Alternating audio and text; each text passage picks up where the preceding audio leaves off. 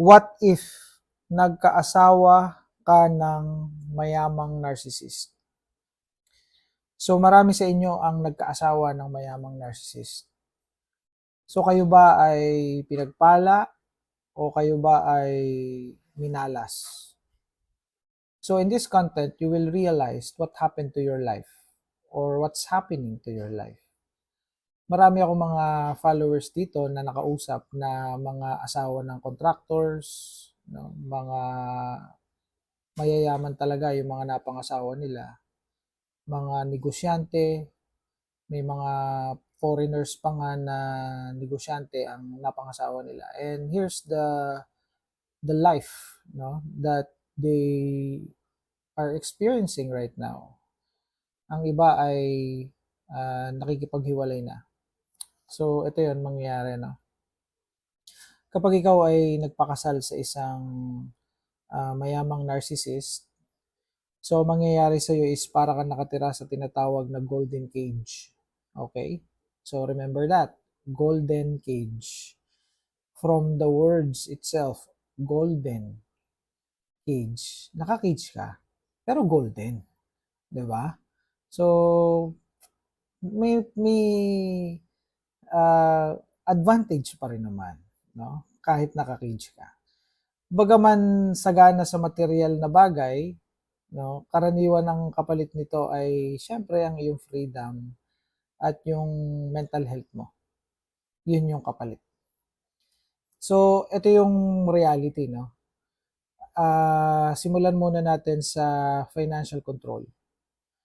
So, kapag ikaw ay nakikipag-relasyon sa isang narcissist, maaring basically gamitin niya yung pera, syempre, yung kayamanan, bilang sandata niya para ikaw ay kontrolin. So, ang bawat galaw mo, kontrolado, at yung mga luho mo, ibinibigay, pero may string attached. So, ganun ang mangyayari sa'yo. So, conditional yung kanyang pagbibigay sa'yo ng luho. Another one, yung inyong pagmamahal ay tinatawag na transactional. Ang pagmamahalan nyo ay transactional love. So, hindi ka talaga niya mahal ng tunay. Yung tunay na pagmamahal, hindi. Sorry pero yun talaga yun eh. I'm not here to hurt you, to hurt your feelings, but to give you the reality of life pagka nasa narcissistic relationship ka. So, transactional, bakit ko nasabi? Kasi ang pagtrato sa iyo ay para kang isang trophy. Kung ikaw ay wife, so trophy wife ka. O asset, no? Kung ikaw naman ay husband, pwede kang trophy ka din.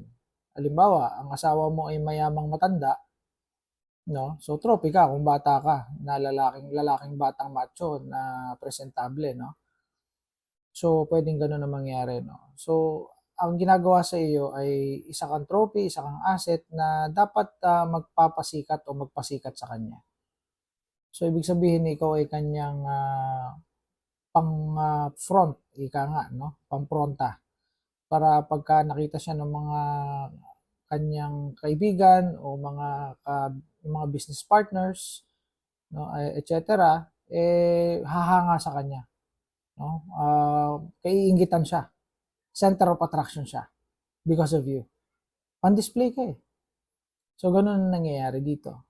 Kaya nga pag pumangit ka na o ikaw ay nag-depreciate na in terms of physical, no, nalosyan ka na, kung lalaki ka, lumaki na yung tiyan mo, naging mukhang botete ka na, hindi ka na macho, hindi ka na presentable, i-replace ka. Masakit pero yun yung nangyayari. That's the thing. Because hindi ka na pwedeng gawing trophy.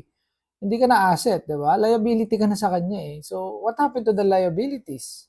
Dini-discard, di ba? That's the reason why nakaka-experience kayo ng discarding or ibabasura kayo.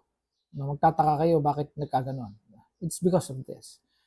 So, ang tingin sa inyo ay hindi isang partner na may damdamin, may sariling damdamin. So, lack of empathy.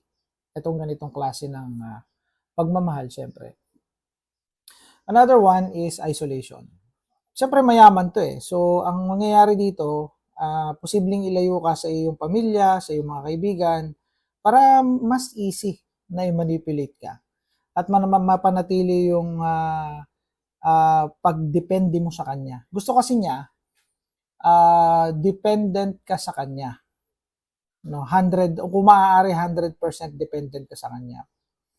So, hindi niya magagawa yon, hindi mangyayari yun kung hindi kanya i-isolate. Kailangan kanyang i-isolate or itago sa iyong pamilya, ilayo sa iyong pamilya, sa iyong kaibigan. Kailangan wala kang makakausap.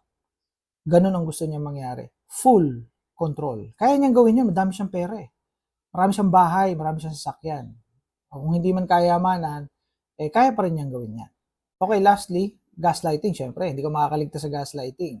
So, lagi kang magagaslight dito. Yun yung sumisira ng mental health mo. Mababago yung iyong reality, mako-question mo katinuan mo. Kasi yung sasabihin mo sa kanya, sasabihin niya, hindi totoo yun. Hindi mo yun nararanasan. Sasabihin ni sensitive ka lang, kapag nasasaktan ka, sasabihin ni, lahat ibinigay ko sa'yo Lahat ng luho mo ibinigay ko na sa'yo. Yung iba nga dyan, walang makain, walang sasakyan, walang mga branded na damit. O ikaw, lahat binigay ko sa'yo. Ganyan ka pa. So pagkatapos ng lahat-lahat, ganyan na igaganti mo sa akin, di ba? Yung mga ganon, mga gaslighting. So babaguhin niya lahat ng kwento kapag ka siya ay nanggulpe o kay pinagmumura o meron kang emotional torture or psychological damage na nare-receive mula sa kanya. You know what I mean, no? Mga abuses. Ang gagawin niya, babaguhin niya yung kwento. Siya yung magiging biktima dito or siya yung magiging bida rito. So, yun yung mangyayari dito. Okay? So, yun. So, anong takeaway ko dito?